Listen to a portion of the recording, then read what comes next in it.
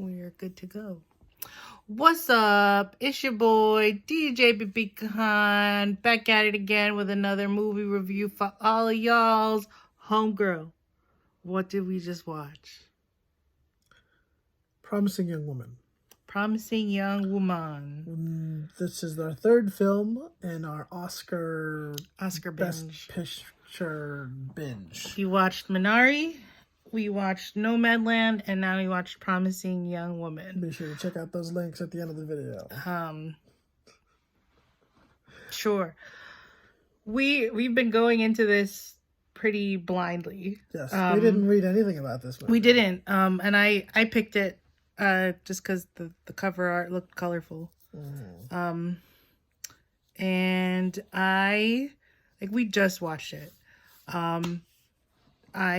I feel good. We feel empowered? We took. Okay, I'll go into that. We took a break to make peanut butter jelly sandwiches, and then it was like 30 minutes, 30 minutes left. And then we watched the end of it. It definitely gives me like SVU vibes a little bit. Yeah. If I love like crime shows, and our SVU it's about okay. So the story is about a girl and her friend was assaulted, and it's just how she has dealt with that since. And so that's why I say it's very SVU, because trigger warning. I mean, it's assault. Right. Remember I told you, like, in the very first scene where you're seeing a bunch of like guys just dancing slowly, like, I immediately said, I have a feeling this is going to be a triggering film. Yeah. It's going to be very provocative. Yep. Why? Because it already makes you feel uncomfortable. Like that first scene of like seeing guys in their work clothes at the end of the day, right? And rusting, and again, it's very cold, like very SVU, because these crime shows have a cold opening, and from that first scene, I expected a twist, and I was like, something has to be off about what's going on. At first, I thought what would be off would be like kind of a fiction thing. Like, I mean, we watched like Lovecraft Country, and it's like it when it went sci-fi, and I didn't expect that, and I was kind of thinking it would go into some kind of fiction, but it didn't. I mean, I don't know, because also like in some ways it's just kind of okay. Like, I mean, it's just kind of okay. The movie in some ways, I said like Laverne Cox is in it. She's great, but I'm also like, they just kind of she's the only person of color that they put in there as like a character. I think that's an important No, there's the black guy with the fedora, but he's not a main character. I mean, he's not like a part of, but like, and I think that's part of like that's an important part of the film. Okay. Or else you kind of start to like because these groups are also very like let me just put it this way. That's an important part of the film, and and by trying to incorporate like throwing in a token black friend in the med school people's group, like, I think that sure. Yeah, I mean, you could kind of take it that way, and I kind of also took it the other way. I was like, and it's hot take, but like in some ways, like this, it's appropriate for the time. Like there's like the Me Too, and like a lot. There's a lot more of like, I was telling Daniel that I watched a documentary called, it's called like Daisy and I forgot the name, and I feel bad. But it's a documentary about teenagers who were in high school that were actually assaulted, and what happened to them, and the one girl, she killed herself, and this happened in like Saratoga, and it shook me watching it, because it's just um just assault is a thing, and like On college, in colleges, the yeah, thing of like especially in colleges. uh uh the victim being blamed Mm-hmm. and not being heard, and people don't want to speak out, and Mm-hmm. like that people get away with it, and it's very that, but at this point it also it's messed up. I feel bad for saying it like that, but it's like it's uh it's kind of popular and trendy in a way. But it's also it's relevant. But this has also been something it's I mean it's something that's talked about for a while now. Okay. Um Carrie Mulligan is the main chick. She's cool. We were saying that she's giving us like Anna Faris vibes because she had like blonde Anna hair. Faris, a little bit of like Rita from Dexter-ish Yeah, vibes. and I think like because the aesthetic, the way it looked, it was kind of quirky, Yeah. kind of, and like say because the girl like she lived with her parents, and she like in the story she's like turned 30, and like Mm-hmm. the parents have like like they have like four chandeliers in the house, and the living room's like pink and like has porcelain everywhere. Like just the aesthetic of it is kind of it's a little it's like modern timeless. Yeah. Like Okay. this could have been in 2000 early or now. Mm-hmm. Yeah. um I do you feel like it earns its place as being nominated for best picture? I think so because, well, okay. I think there's some important things that the director did because it's not just before people write it off. If you read about it, and or also from based on what we've said, I don't want you to write it off just yet on like the idea of, oh, this is just trying to promote the it's nominated because of the political, it's not really a political stance, it's nominated because of like the social justice stance Yeah, that it takes. yeah. It's one of those films that's nominated because it is trying to convince people and show people that their way of thinking needs to change, which is important stuff. Don't get me wrong, movies should do that, but I think that the way the movie does it is the important thing to look at. Yeah. A lot of the good things that I liked about this film is, one, like, the film opens not on her as the main character. It opens on like the guy from the OC, like, and people like him, and he looks like a normal person. So you think he's like the main person at the start. You think he's like a main character, and you kind of like him. You know, you're kind of behind him, Yeah. and then it shifts to her, and she just feels like this, like this Yeah, and then the story victim. unfolds more. Like Right, and you it realize that yeah. this is who she is, and then you take the guy like Vogel, from Superbad, and people like him, and he seems like unassuming. He also doesn't seem very threatening, and he's still a guy that is trying to like take Yeah, and advantage of then her. the other actor is Bo Burnham. And that's important. That's important to show. Yeah, and Bo Burnham's character as well. And I don't want to give a spoiler out. That's basically a spoiler. We kind of spoilers. That's fine. Anyway, fine. The Well, fact that we Bo don't. Burnham, like, he's this really great guy that like doesn't even take advantage of her and all that stuff. And I want to talk about one of their scenes in a second. But the fact that even he could be like, it's unambiguous as to like whether he was part of the actual rape, or if he was just a bystander, and he just kind of like just didn't want to say anything. So But we've gotten into spoilers already. well, because it's already technically, I'm sorry. I mean, well, But because the point that I need to make for this is that the movie shows that even these people are terrible people, like, and they can be, and people assume that, oh, like, oh, a minority is going to assault you, like, there's this mentality that's why I think it's also important that, there's this mentality that, oh, these are good kids, they're medical school kids, and they come from nice families and stuff like that. But no, like, or they, like, there are predatory people everywhere, or like women need to be Yeah. careful everywhere. I mean, I guess I appreciate the storytelling. It's a the story is told very well. And like what you're saying about you're seeing it, you're the first person you see is the guy and you don't see her, and that's I'm always fascinated by like these kinds of mind games they play in movies, where like they force your perspective. And I remember you were thinking like when Bo Burnham started to be a nice guy, you're like, okay, I guess this movie's just a normal like love story type thing.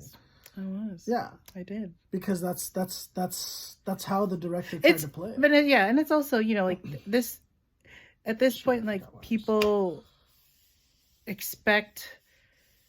Like people kind of expect stuff, and it's easy to expect something, and it's kind of harder to throw people for a loop because people are more likely to expect the unexpected. So you got to throw them for a loop and call their bluff. But and I think they do that well. Sure. I mean, I don't know. We started off with Minari, great movie. Nomadland, great. Well, so the two movies we need to do like power rankings like at the end because at this point, Minari's first, Nomadland is second. I'm putting this movie third. How dare you? This is such an important topic. Well, the other movie, sure, and the other movies are important topics too. Of course. Just life and I know, but see, that's the problem. That's the problem with people who criticize the Academy Awards is that they're like, oh, these movies are trying to say something. Yeah, the only movies that ever win these Oscars are movies that are trying to like push some progressive agenda. I mean, I honestly think that that's unfair because you have to, like I said, you have to look at a film for not what it's trying to say and whether you agree with it or not, but is it telling what it's trying to say? Is it telling it well? Yeah. And that's true. I agree. But it's like for me, I mean, I don't know how it is for other people, but it's like this is kind of something that I see a lot of already that I'm like already kind of aware of. Like not everyone like binges SVU and is like in like thinks about these kinds of things but yeah, were you're gonna say something about like a scene or something or? Well, I think that it's, gosh, I don't recall, but okay. But let me just go ahead and say this: like the ending, satisfying. I was holding tricky, out. Man. I was holding out to the very end. I was like, because there were twists. And I was like, what if there's a twist this time? But the twist was not the twist I twisted because it was twisted. So the ending is satisfying, I agree, but I almost felt like I wasn't going to be satisfied. Like I almost felt like it was a Departed type film. It's very Dick Wolf. No, in some ways. Well, they could have Dick Wolfed, and they could have just been okay. What we mean by Dick Wolf is sometimes SVU has cliffhanger episodes where there is no resolution. So then it's not a cliffhanger. It's kind of just a dead.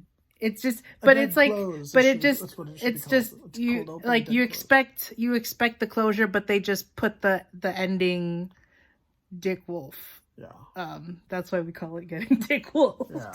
So good stuff. Yeah, but I thought that the ending was going to be okay. Spoilers. Do we want to give our rating? Okay, let's give our rating first. And okay. Then we'll talk about the ending. How many? The music. How many strange music? Oh, I don't know. I thought the music was hit and miss. Yeah, a little bit, but a little bit more of a. I appreciated the soundtrack a little more because, yeah. Yeah. How many colorful wigs do you give it? Colorful what? Wigs. Okay. I'm gonna give it an 8. Yeah, I agree. 8? Okay. Yeah. Okay. The reason why I would give it an 8, Let's talk about criticisms. Well, one, it has to do with the ending. But two, I also felt as though it was start. It was it at times it felt really preachy. At times, not the whole time, but there were certain times where what the film was trying to say, it felt, it came off a little too monologue-y, I preachy, think, like yeah, like it was almost very Dexter like though, and Dexter would be kind of preachy too. I feel like That's what when he started it. when It was also like the sweet spot of suspension of disbelief. Like it's like towing the line of like being like overly ridiculous. Because it just kind of unravels and things just get a little bit weirder and you're like, is that like what is happening, like, and so the ending kind of throws you off for a loop because you're like, ooh, like you didn't expect that to happen. um but yeah, I guess if you want to get into spoilery stuff now, we can. Okay, all right, so the ending. I thought that it was going, like I mentioned earlier, like it was going to be a Departed ending where the main character, okay, well, the main character dies like right in the final scene by the guy you think he's going to kill this whole film. And then Who's in Departed? Matt Damon, Leonardo DiCaprio, Okay. Mark Wahlberg, Okay. Scorsese directed. Okay, and it was also a Best Picture. Mm. Anyway, so I thought that she was going to die, and these guys get away with it, and you walk away feeling like, oh, fuck, like, why did these motherfuckers get away with it? And then, and I thought the ending was going to be... Facebook. What? Can't post this one on Facebook. That's okay. I don't post them on Facebook most of the time anyway.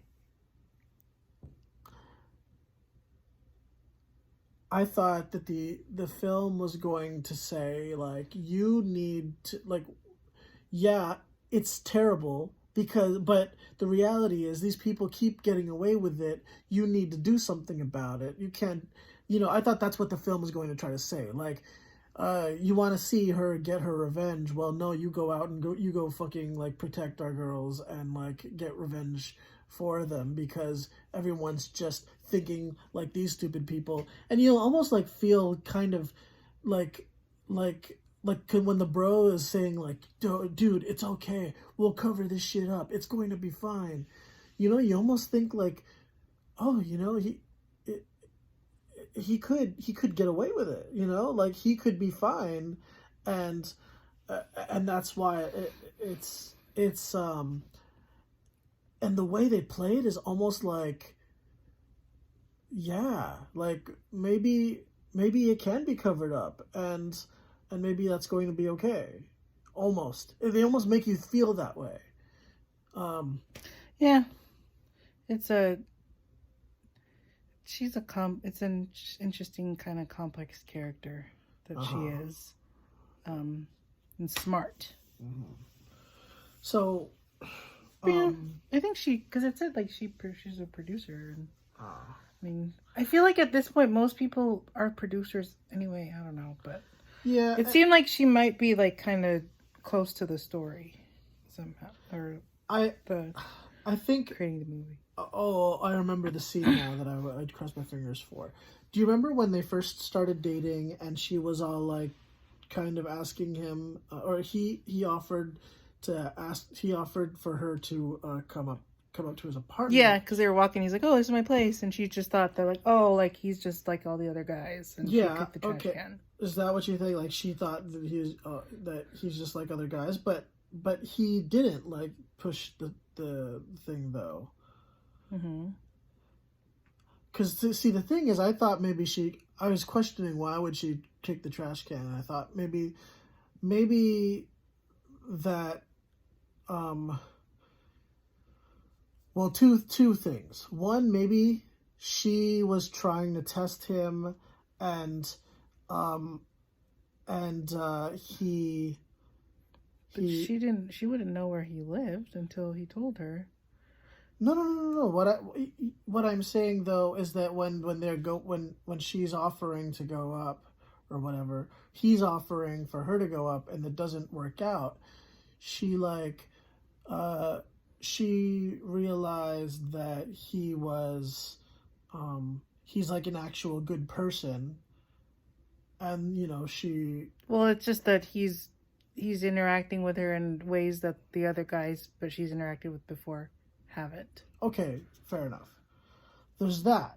But the other thing that I thought was, did she kick the trash can because she's upset that she can't help but try to test him, even though she's legitimately trying to go out on a date with this guy as opposed to trapping? It seemed like she can't help but be the sociopath side of herself. Yeah, or just, I mean, the way it played out was just like she's been hurt and it's hard to bring someone in, and that part where like her parents like she doesn't have any friends, and like some major trust issues and stuff.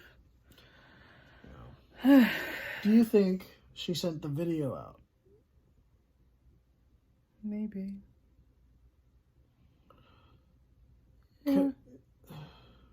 Yeah. That's the thing about the ending that I was like, because she texts him and it's a scheduled message, you know, yeah. Which very how would she know how to time that? Very for one? 13 Reasons Why. Yeah. Well, yeah, I don't know.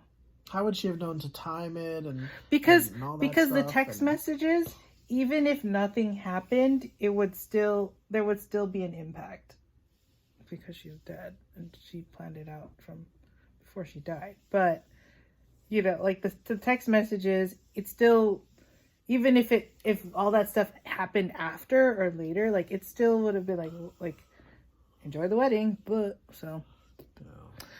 Well, there you go.